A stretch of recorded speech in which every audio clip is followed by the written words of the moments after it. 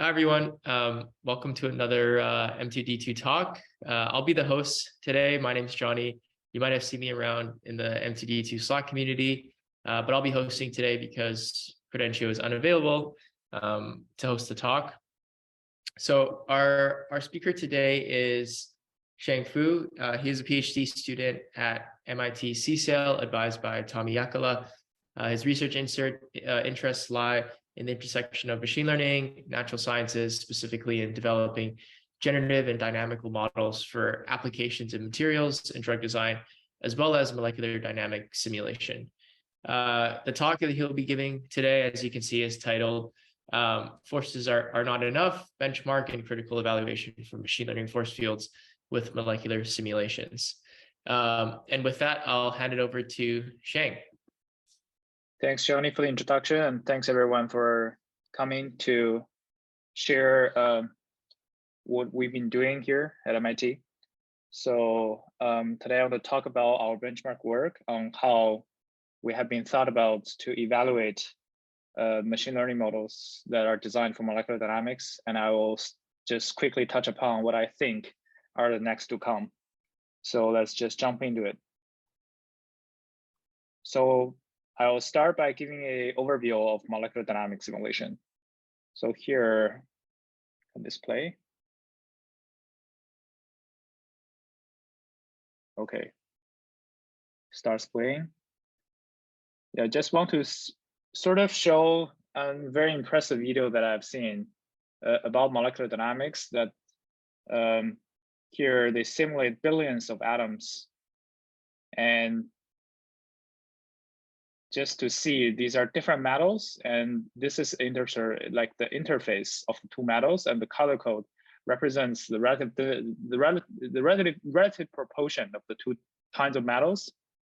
That's when you melt the metal, you see the atoms flow, and it's kind of impressive that you can simulate so many atoms. You can simulate billions of atoms, and then you start to recover some of the like turbulence like behavior that are described by higher level theory.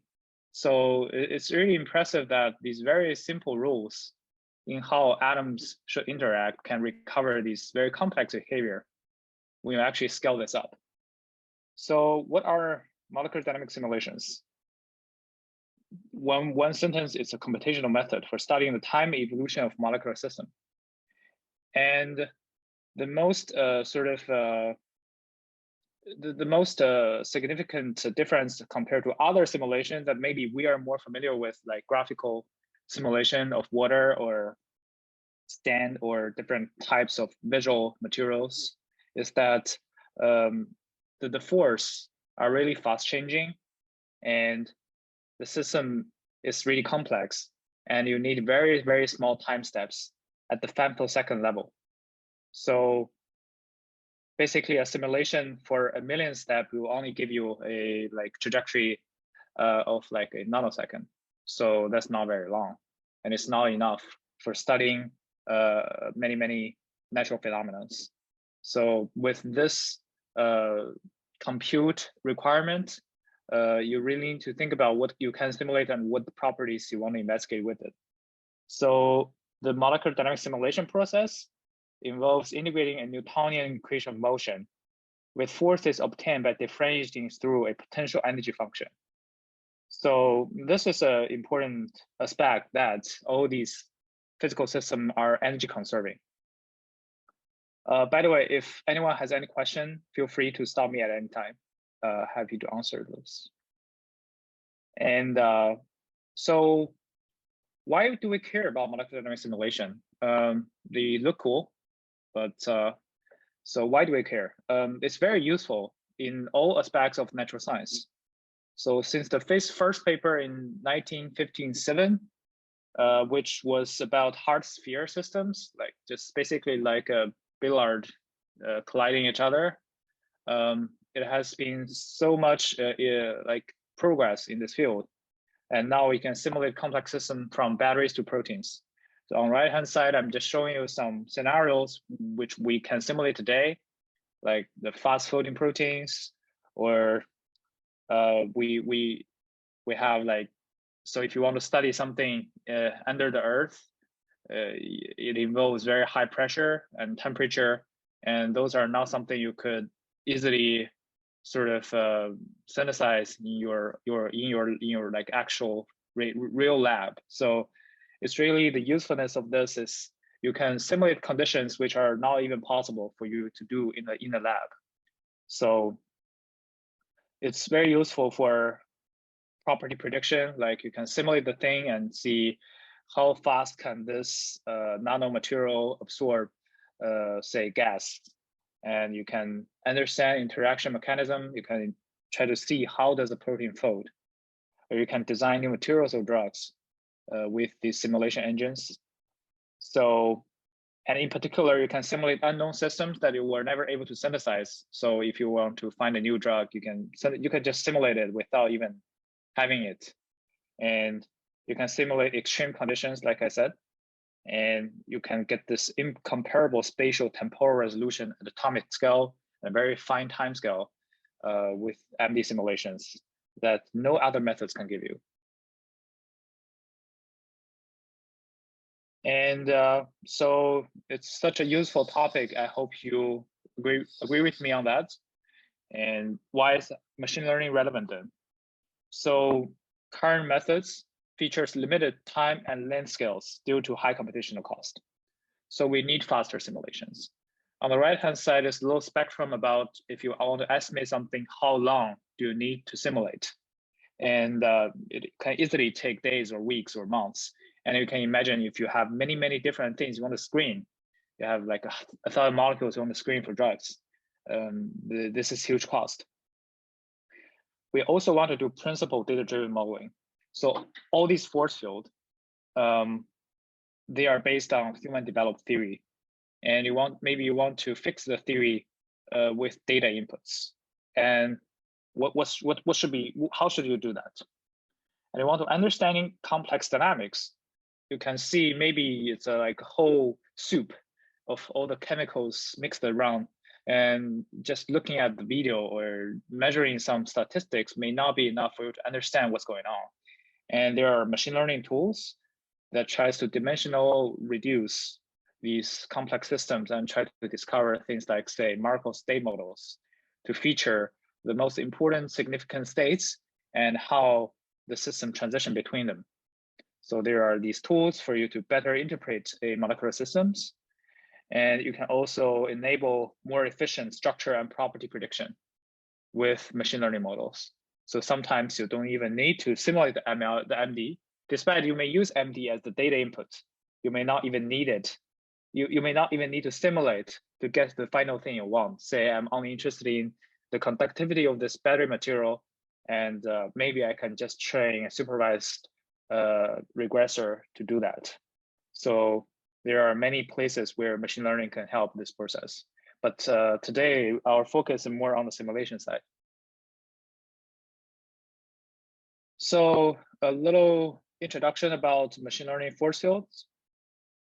They're aimed at replacing ab-initio simulations by predicting forces directly from atomic structures in order to characterize the potential energy surface. So here, there are a few jargon here.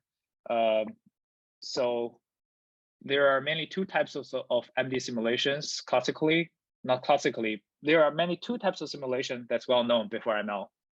It's either ab-initio, which is based on quantum mechanics, and classical force field, which is based on sort of simple interaction rules and Newtonian mechanics. So the ab-initio simulations means the quantum mechanical ones, and they are much, much, much slower than the classical ones. So the classical ones are basically very simple interaction rules, such as maybe your two atoms, they are bonded, so I will model that with the spring potential, let's say. So the energy is just like K delta X squared divided by 2. And that's very simple to calculate, and you can do it very fast for many particles. But if you want to simulate at the quantum mechanical accuracy, you need to solve or approximately solve the Schrodinger equation, which is very time consuming.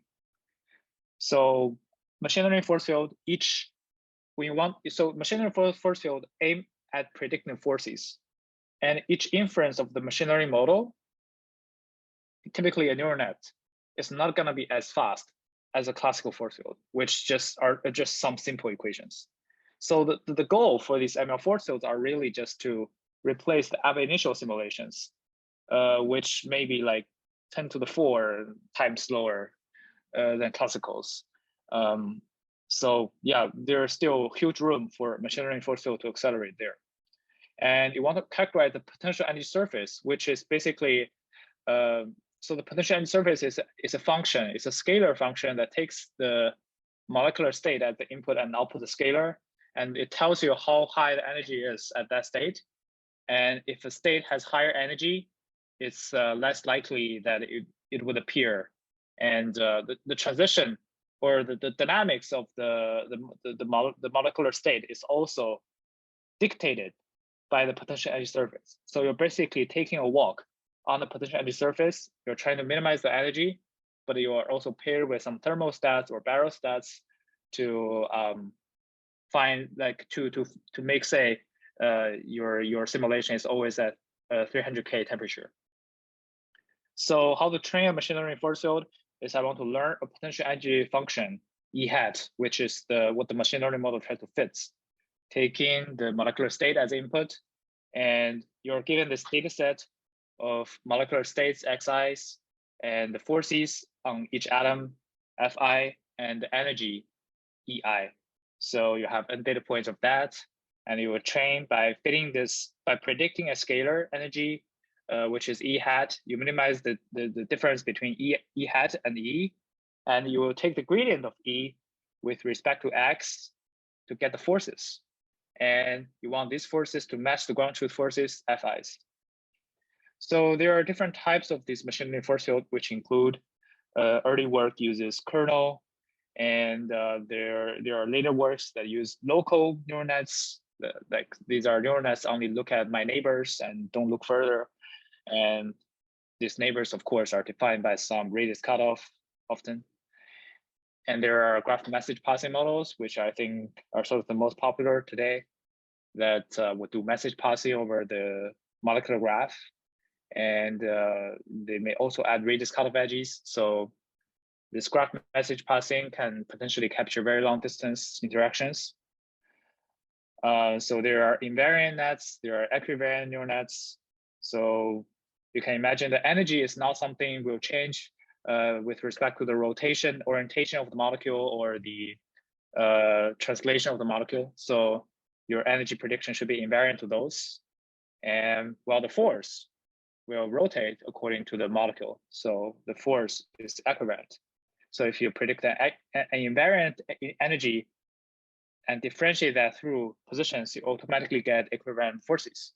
But more recently, people have been looking at even models that don't predict energy, that directly predict forces. So you will need these equivariant structures. And of course, the benefit there is you can be faster if you don't predict energy and try to differentiate through that during prediction. And yeah, so that's the difference, where you either predict the energy and take the gradients to get the force, or you can directly predict the force. So there are all these variants, which we'll touch upon in our benchmark. But that's an introduction on machine learning force field, sorry. So now that we have a machine learning force field, how do we simulate that? Simulate the MD with it. So we need to integrate a Newtonian equation of motion with forces obtained by differentiating through the learned energy function. And if we want to mimic the desired thermodynamic conditions, such as fixed temperature or fixed pressure, we need to pair the learned force field with the thermostat or barostat. And so once you learn the force field, you can pair this thermostats or barostats with the learned force field at any temperature or any pressure. Technically, that should be possible.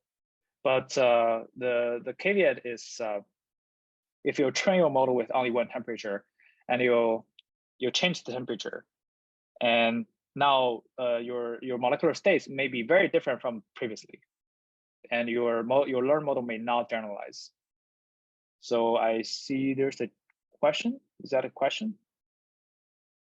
Yeah, so I received a question from Yoshua. Thank you, Yoshua. So the question is about estimating force field. What if the estimated vector field is not a gradient field? How problematic is that? So that's a very good question. When you don't fit the energy, so basically when you directly try to predict the force, you of course, sorry, okay, now it's gone. So when you directly try to predict the force, you cannot ensure energy conservation. And there has been people thinking about how you may conserve energy without predicting the energy. But anyhow, current stage is if you want to be energy conserving, you predict the energy and take the gradient of the energy to get the forces. And if you don't do that, you almost always never be able to conserve the energy. If you don't conserve the energy, it turns out to be fine in many cases. So for another very famous benchmark called Open Catalysis project from Meta, and the best performing model there don't conserve energy, and they directly predict forces. And in our experiment, we also see sometimes you can get away with not conserving energy, and you can still preserve the simulation statistic correct, and you can still be stable. So it's unclear to us right now how important energy conserving is. Although I do hear from some people that being energy conserving is important for stability. So that's what the Liquid people told me. And what does it mean? What does it mean stability here? Stability of what? So you can simulate the molecular system. Let's say you are simulating a molecule, and the bond lengths are sort of rigid, so they don't change much. And in our work, we track stability by saying, okay, if your bond length deviate from the equilibrium bond length for too long, you're unstable. And that basically means you will explode next time step, because if your bond length says 1 angstrom, it should be say 1.5 angstrom. And if you go to 0.5 angstrom, almost certainly your system will explode next step. So that's how we track stability. Okay. Yeah. So yeah, some people say being energy conserving is important for stability, but we've seen simulation that don't conserve energy but are stable. So it's not entirely clear how big an influence it is to be conserving or not conserving energy. But it's definitely desired, as is what physics says. So yeah, to be able to simulate, we have your machine learning force field predict the forces, you pair it with a thermostats or barostats, and you use, so these simulations are typically very long, usually at least millions of steps. That's sort of what makes it really hard, because you learn something, it has slight error, this error accumulation needs to accumulate for millions of steps, and you still want to be correct. So this simulation produces a time series of positions where you can compute observables from things like RDF, like radial distribution function, diffusivity, conductivity, all these observables you can compute from there. So I have a question. Is yep. the reason we need 1 million steps, is it because of the time to converge to the stationary distribution, or some other reason, like maybe the events of interest are very rare and you need to do a lot of sampling? Yeah. So a lot of cases is because you need to do a lot of sampling to see the interesting events, like the protein folding. Fold or unfold is a very rare event. So there are ways to accelerate that, things like enhanced sampling methods. But if you just simulate with the 2 or the third of design force field, you need a very long time to see them. And even that is not really true, because I've seen arguments like protein folding actually takes seconds. And if you try to simulate, you often see they fold within like hundreds of nanoseconds, which is not true. But it still sort of gives you some insights. And in other cases, like if you're interested in, say, the conductivity of a battery materials, you want to track how fast the lithium ion travels. But when the lithium ion travels, it hits things in your electrolytes. And it just sorry, what happens when it travels? It hits other things in the electrolytes. Okay. So your electrolytes is materials, and the lithium ions travels in them, and it hits things, and it get bounced back, and it cannot travel very far after a long time. So if you want to sample these bouncing effects and be able to measure, like in the macro scale, how fast the lithium ions travel, you need a very long time simulation. I see. So things of this sort. So yeah, it's often like what you want to do dictates how long you need to simulate. And of course, there are methods about how you can accelerate these processes. Or another example I like is about if you have a membrane of a cell and you want to see how a molecule penetrates the membrane, that doesn't happen very fast. So all this needs time. Yeah, thanks. So yeah, here it's not very complicated how you simulate the system, and you then compute observables from it, and it's like in the end it's the observable that you care. So I want to quickly check the time to see. Okay. Oh, I have another question. Faster. How much randomness is there in the simulation? Because so you got the forces, that's deterministic. Yeah. Do you inject noise, or like is it very deterministic or very noisy, or what? There's no noise. So often cases there's no noise, absolutely zero noise.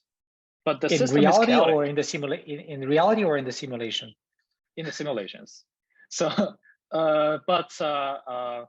so at least for classical force field or machine learning force field, there's zero. But the system are often very chaotic. So a tiny bit of difference can lead to very different consequence in many steps to come. So that's also why I think it's not a good idea to evaluate this force field with, say, MSE error after 100 steps or 1,000 steps. It's more reasonable to evaluate the observables. Thanks. Yeah. So let's jump into how to evaluate machine learning force field if there's no other questions. Okay. Xiang, I think there's another question in the chat from Samar. Yeah.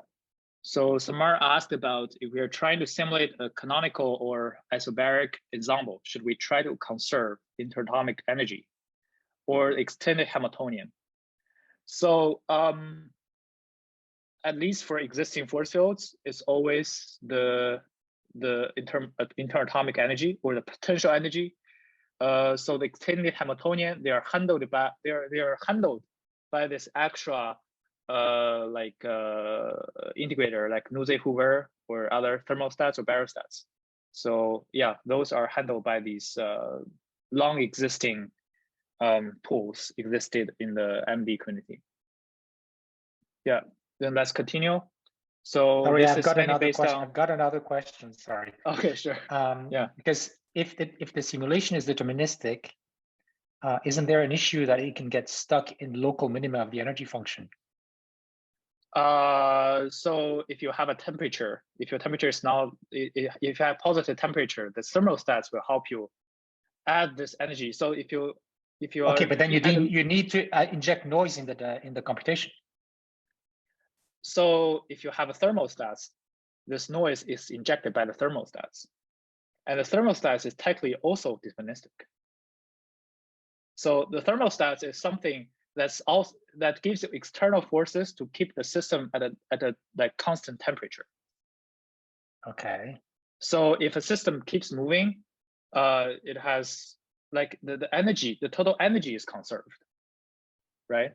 So if the system doesn't have a thermostat, the total energy is conserved, which means the kinetic energy and the potential energy will exchange, which means your temperature won't be a constant. So if you have a thermostat here, try to inject or take away energy from the system, it's sort of a perturbation in some sense. And of course, you do have these local minimas, that's the free energy basins. So when your system fall into this potential energy basin, it has very low potential energy. And this basin is like very low potential energy everywhere, and you can just fall into this local minima and just stuck in there, and you may never get out of it. Like So one classical example is a double wheel potential. Like you have two like potential energy minima, local minima, and you're in this basin. It's very hard to get out to get to the other basin. And that's basically a very big problem in these MD simulations. Sure. That's, yeah, you want to simulate many basins, for example, then yeah, that's a big problem. Thanks. Yeah. Thanks. Yeah. So the benchmark is mainly based on this paper, Forces Are Not Enough, Benchmark and Critical Evaluation for Machine Learning Force Fields with Molecular Simulations. It's a joint work with Zheng Hao, Wu Jie, Tian, Sinan, Rafa, and Tommy. So we have a team where we have both machine learning people and MD people. So I hope this can cater to both communities to be scientifically rigorous and to be understandable for machine learning people. Let's get started. I think I need to go really fast, so I need to skip something if I have to. So previously, how do people evaluate this machine learning force fields? They often just compute the force and energy mean absolute error. That's the most direct way because that's a target you're trying to fit against. And you will evaluate this force and energy configuration based on some test configuration. There's some holdout data set, but it ignores key issues. We will try to apply these to simulations. First of all, you have error accumulation and stability issue at simulation time. And the accuracy in practical scientific metric is not known at all. So you don't know how well they perform. We are trying to actually use this to simulate and get some observables. You don't know about how well they conserve energy. So your model may not be energy conserving. And you don't evaluate their efficiency. So some model evaluates faster, some model are slower. And the whole purpose of these machine learning forces was to accelerate. So I think it's definitely important to evaluate efficiency. So, and one big issue here is the test configurations. They are still like real configurations. They are not sort of out distribution. So you don't really know the model's behavior when things get slightly out of control. Another question, even if so that's not a question. I'll just keep going then.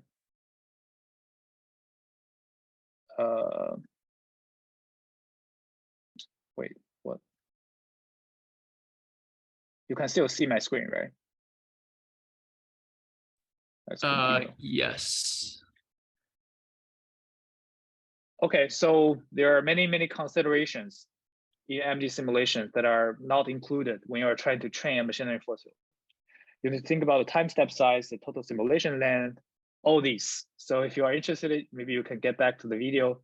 I won't have time to introduce all of them, but there are many considerations you need to consider when you're trying to do simulations on top of a machine learning force field that has some domain knowledge barrier, which we sort of try to make it clear in this paper.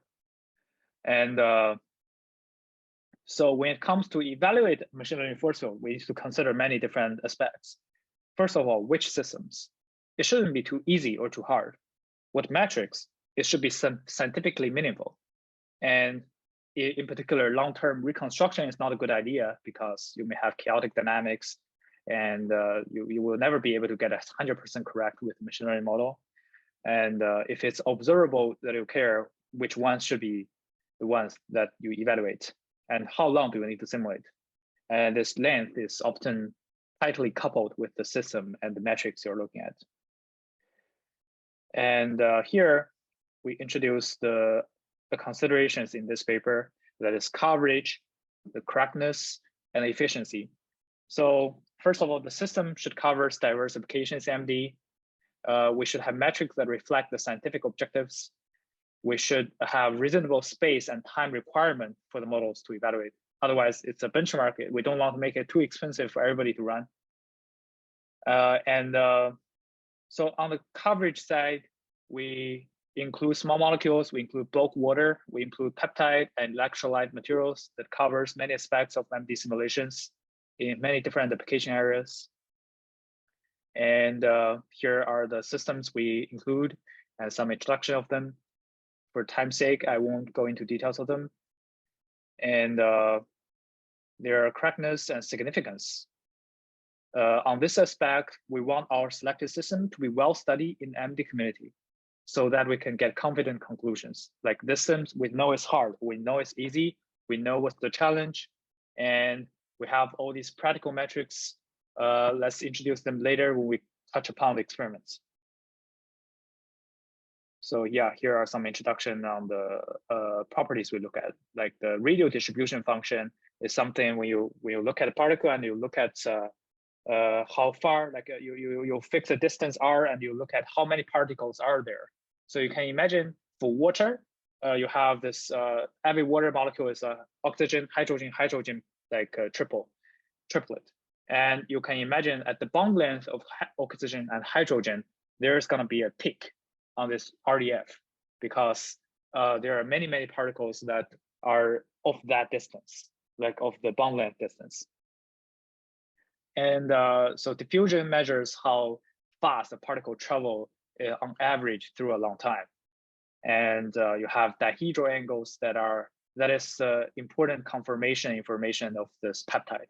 And for this alienated peptide, which is very well studied, very often used molecule, we can categorize its conformation modes with the phi psi dihedral angles. And here on below, you'll see that's the Boltzmann distribution of this molecule. And you can see the modes of the dihedral angles. And this figure is what we're interested in.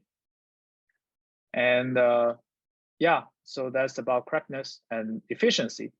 So we want things to run fast so that people can evaluate with reasonable time. So we include relatively small systems, and we design the simulation protocols to be not too heavy.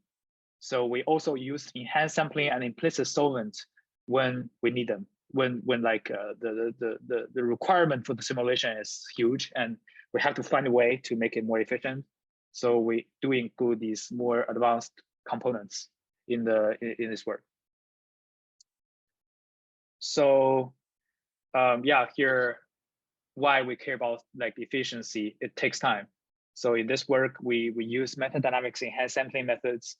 We also use implicit solvent to make the simulation faster for alienated peptide. And on the right-hand side, you can see our system and the longest time we need to simulate them using machine learning force field. Like for MD17, if you use NICRIP to simulate 300 picoseconds, it turns out you need 20 hours. And for alienated dipeptide, we simulate 5 nanoseconds with enhanced sampling with implicit solvent and still take 3 days. So if you don't use enhanced sampling, you don't use implicit solvent, it can easily take you a month. So it's not really something you should do for a benchmark. So basically, this machine learning force field are not very fast. Of course, I'm selecting the slowest one here. The fast one can take like maybe less than an hour for alienated peptide, but it's just for the sake of evaluation, it's really necessary to consider the efficiency. After all, these were simulated by classical force fields. So alienated peptide was simulated by classical force field, which is much faster than ML force fields. And so it's a big consideration here, efficiency. Sorry. Yeah, so next we get into the results. Let's see how do the machine learning force fields perform in these tasks. So here is a list of the benchmark models. I cannot go into details, but just see they have different symmetry principles like invariance, equivariance. They either conserve or don't conserve energy.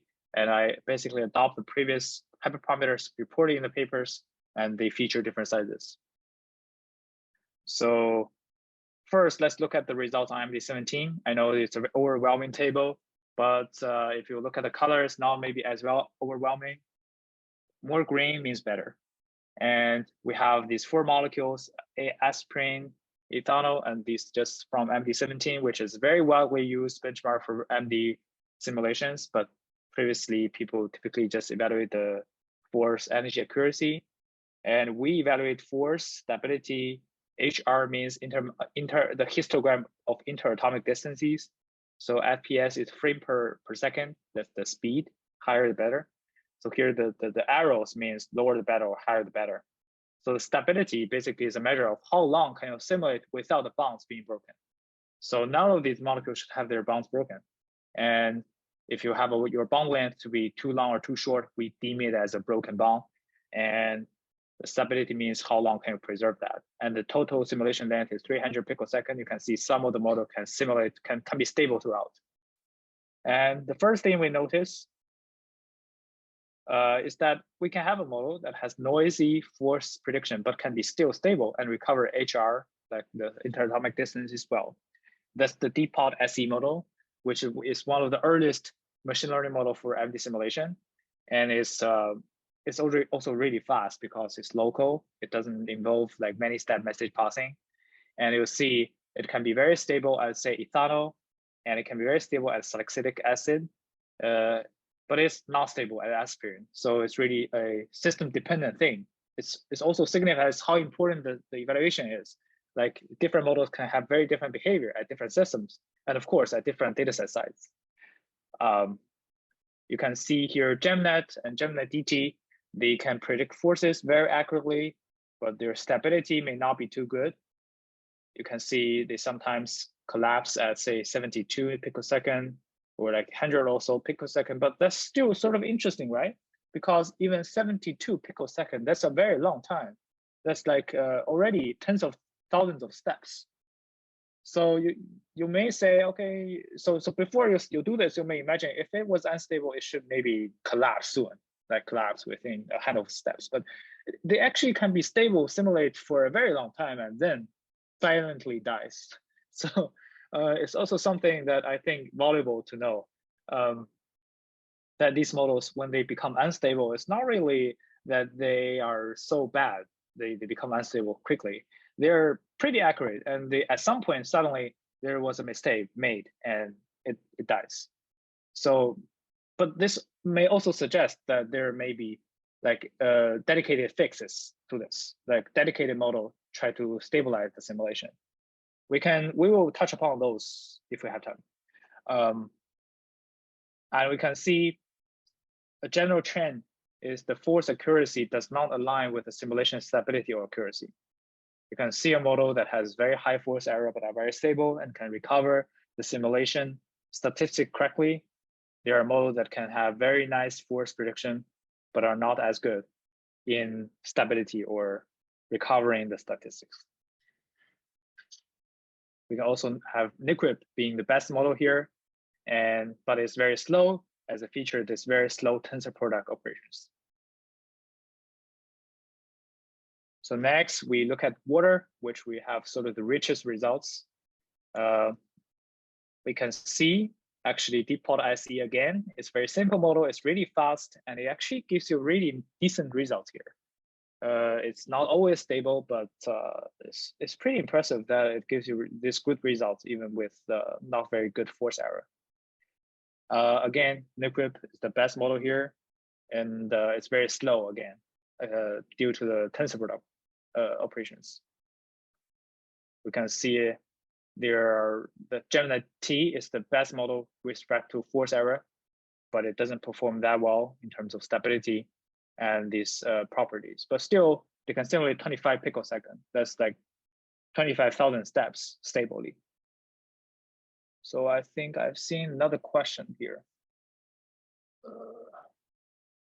Yes, I can't see my cursor when I'm presenting. For NIQUIP, did you use L+1 tensor products? Yes, I did. So I copied the hyperparameters in the original paper. We're really out of time. I'll just go quickly to highlight some of the results I want to show you the most. So here we can see, so these plots, I think we need more explanation. So each color represents a model. And you can see the x-axis and the y-axis are the metrics. Like x-axis always the force error, and the y-axis are different things like stability, RDF, diffusivity. And the size of each dot means the dataset size. So a larger dot means you have a larger training dataset size. So we see here something we expect. That for SHINET, for example, if you have more data, you have improved force error, you also have improved stability. And that's sort of because like SHINET is not as data efficient as some later models that use equivariant features. Like SHINET is purely based on distances and is totally invariant. So it turns out to be less data efficient than some later models, which is expected. And you can see this nice scaling of how things get improved when you have more data. This can also be observed for Deep-Pod SE, which is again an early model. You can see NQuip performs really well even with the smallest dataset size. That is only 1,000 data points. And you can see some of the model can perform really good at force error, but can't be very stable. And we also have alien dipeptide. So here the result is, so one thing we notice, there's high force error for all model due to implicit solvent effects. So again, when you do the actual simulation, this alien dipeptide is solvated in the pool of water. So in a box of water. And this water has like hundreds of water molecules, and you have only one alien dipeptide molecule. So to simulate the system, if you simulate the water molecules explicitly, that's a huge overhead. And you can treat this solvent effect as implicit by just sort of treating it as noise. This is something that's commonly done in the MD community, and it's really important here for us to be able to accelerate. But also you can see the force errors are high because these like implicit solvent effects are basically deemed as sort of noise here. I see another question. So what is a data point coming from where? DFT simulations. So in our experiments for the water system, the data point came from classical simulations. So each data point is a configuration. That's the position of each particle and the forces on each particle and the total energy, the potential energy of the entire system. So you can obtain that information from either classical simulation or from DFT or from like other quantum tools. But for ML force fields, it's usually more interesting if you consider quantum mechanical derived data points as the ground truth. Do you include enhanced sampling simulation in your training data set to explore more computational space? I did not. So that's a very good question. And I think it's a really good thing to do next, which is if you have enhanced sampled configurations for the alien. So basically for water system, there's no need for that. So for water, you don't get much. You don't even know what's the collective variable for that. But for alien peptide, I think it's a good idea. If you do enhanced sampling and you compute the force and potential energy at those states, and then you can train with that more diverse data set. That may give you much better results. But in this paper, we only used a not enhanced sampled data set of alien peptide. Okay, so here we see this force error due to implicit solvent. And we see NQuip was the only model that was actually stable enough to simulate something. So here, the horizon is huge. We're simulating 5 nanoseconds. So 5 nanoseconds means 5 million steps. Not 5 million, sorry. 2.5 million steps because we use a time step of 2 femtosecond. But we use enhanced sampling. We also use implicit solvent. Both of these are known to sort of accelerate the dynamics. So you should be able to simulate or sample the potential surface better with these tools. We also validate that it acts. So we actually applied enhanced sampling on the ground truth too, and we verified that 5 nanoseconds with enhanced sampling is sort of enough to sample the potential surface for this area depth of that. Okay, I see more question here. How long did it take to get 5 nanoseconds with NQuip? 75 hours on our machine. So it's like 2080 Ti. It's a media 2080 Ti for NQuip. 75 hours. Yeah. And so here we show you the results on the left is a so other models don't work. And here is what the results from NQuip. And NQuip is like on the left is the potential surface for the ground truth, and the right-hand side is what NQuip get after 5 nanosecond simulation of this 5 nanosecond simulation of the enhanced sampled alien depth peptide. And you can see it actually captures the mode pretty good. it samples all the modes except for the right-hand side one, like the one on the 90 degrees or like phi equals to 90 degrees also. That mode wasn't captured, but all other modes were captured, and it samples less at the transitions. So basically, it captured the mode really nice, but it captured the transitions nice as well. But this is, of course, so this has to do with our data. So our data was from the Boltzmann distribution, which is actually very biased towards the local energy minimas. It has many samples at the local energy minimas, but it has very much less samples at the transition path. And that's why so I think it's Nico. Sorry if I pronounce your name wrong, but so the question was really good, that if you have enhanced sample data as your training data, things could be different. Yeah. But just to note, you don't always know how to enhance sample. So you don't always know the collective variables. And enhanced sampling is not something you can always use. And the right-hand side is the potential of mean force, which is sort of the 1D free energy surface. And you can see that it's basically a 1D representation of the left-hand side. You can see there's a big gap between what NCWIP predicts and what the reference is. So, and also,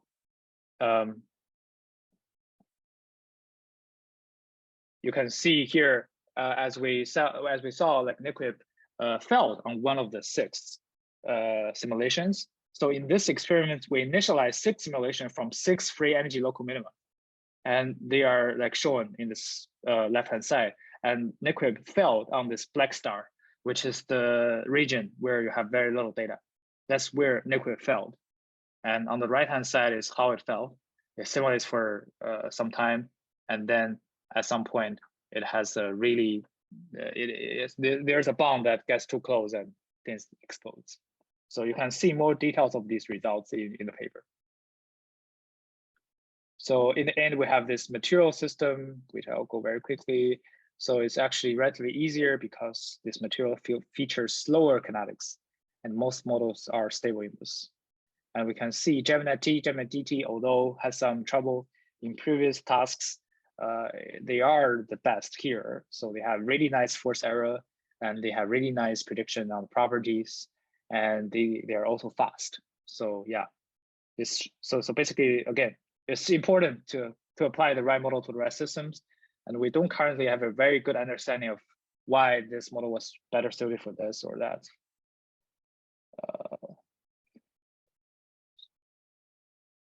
Do you plan to do tests on Allegro further? So yeah, I think it's a pretty interesting model to try also. So Allegro, one of the big advantages is purely local. So it doesn't have message passing, it's much more efficient. It's a really interesting model that I'm definitely interested in seeing its results.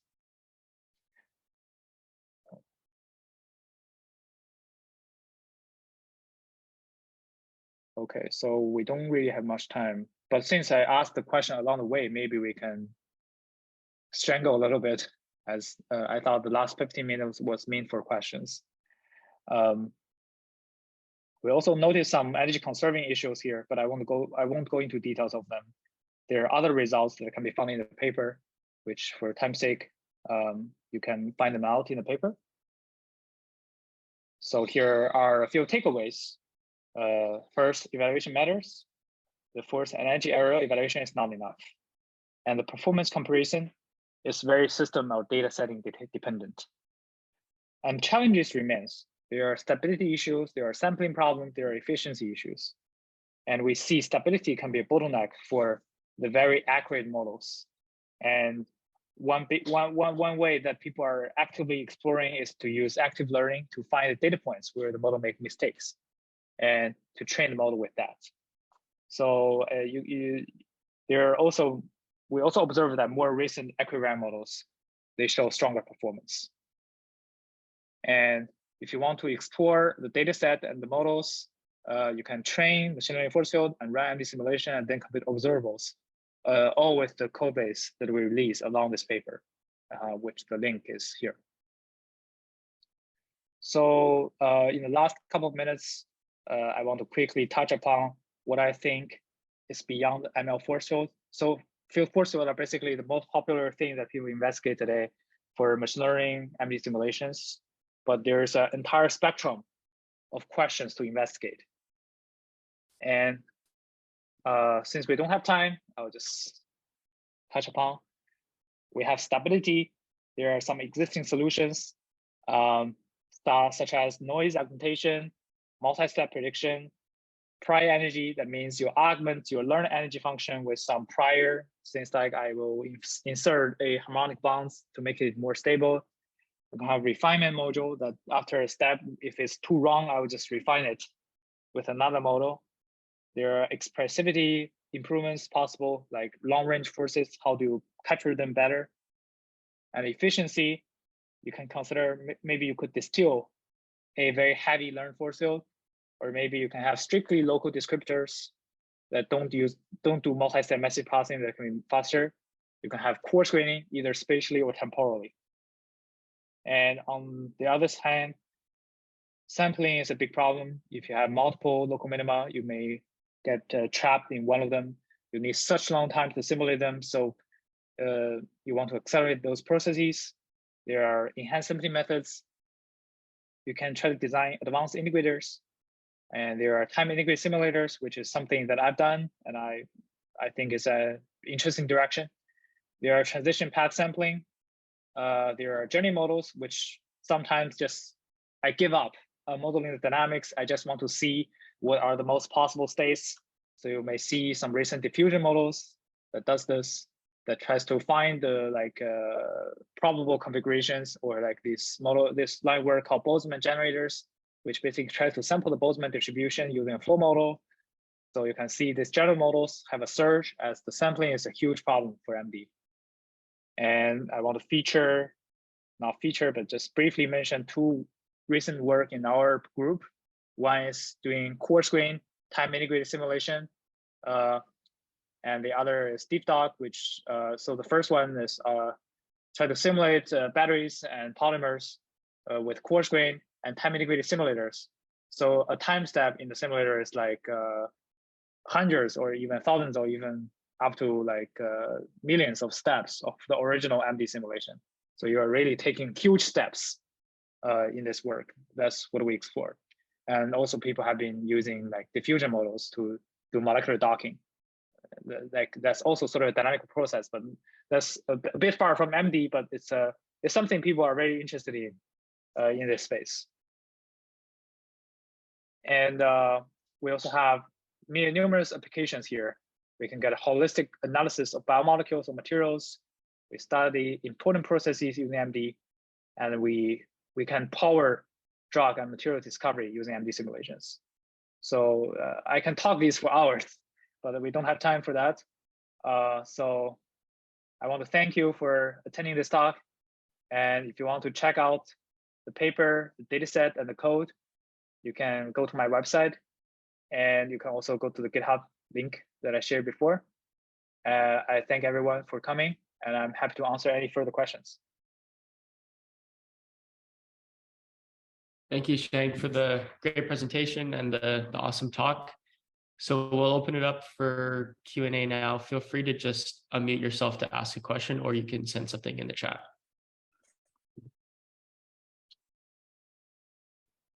Can I ask a question? Sorry. Yeah, hi. You mentioned noise augmentations, but there are other augmentations as well. You know, potentially translation symmetries, which you could either enforce in the architecture or via augmentation. Yeah. I guess just the broad question, like how do you think the field has used these yet, or is there still more work to be done here? And how important is the role of augmentation? Oh yeah, so I feel translation or augmentation, they are sort of less, people pay less attention to them because we have these really nice invariant or equivariant neural nets. And for noise, nowadays people see it as a trick. And it's like, I just add a Gaussian, for example. And I think active learning is one sort of way that people are exploring sort of the nice augmentations, right? Like they're trying to find, so if you have a Gaussian process, they try to find where the model was most uncertain about. And you can imagine this can be done maybe for more complex models, and getting these data where the model make mistake, I think is a really good augmentation. And other than that, I think, yeah, I personally don't have a good idea, but maybe there exists geometrically inspired augmentation that'll be really helpful here. Yeah. Thank you for your question. Thank you. So what was your value of L in the NQUIP runs? So it depends on the data set. If you look at the data, if you look at the original paper of NQUIP, they use different L for molecules or water. And I think I use 2 for most. So basically I copied all of theirs. I believe it's 2 or 3. I think it's 2 or 3 for, depends on the systems. And sometimes you can even reduce that to make the model faster. So I haven't tried many, but you can see there's a little test of my, so I did vary the radius cutoff and the network depth. I did not vary the like tensor product order. But there's a potential you can reduce that to be faster and still be accurate. Yeah.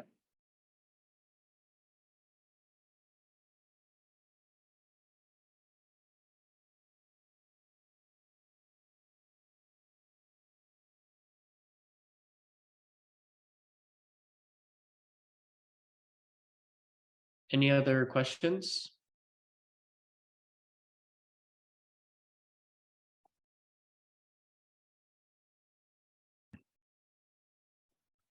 I have a question. Is it easy to get and to use codes that do the, that can generate the ground truth data, like your, DFTs or quantum calculations, or do you need experts to be able to do that, to use those codes? I would say, as of now, you may need an expert, because setting up those is not trivial. Yeah, there are many considerations, such as if your initial condition was not right, then, or how much to burn in. For example, you need some time to equilibrate the state. Right? There are many considerations. So as of now, I think it requires some expertise. Yeah. Thanks. Yeah.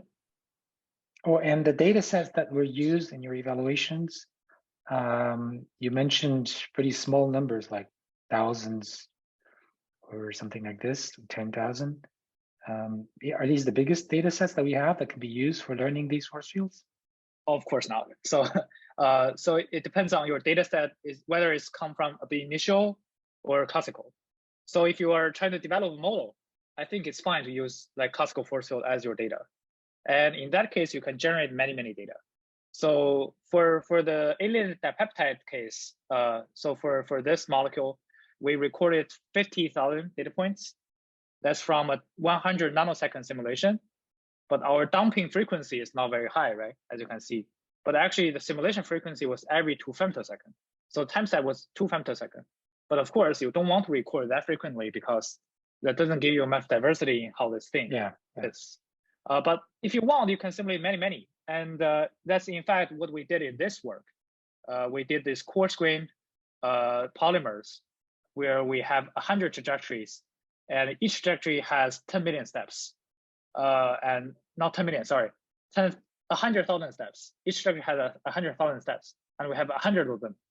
And we have this battery, which we have 500 data points, and each have like thousands of steps.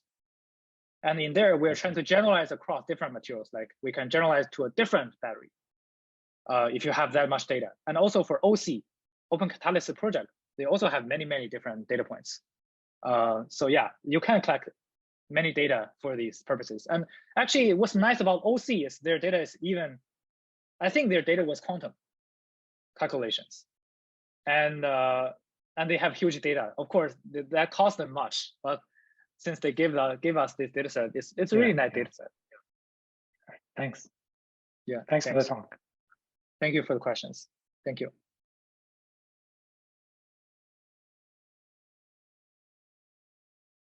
Another If quick there's no one. more questions,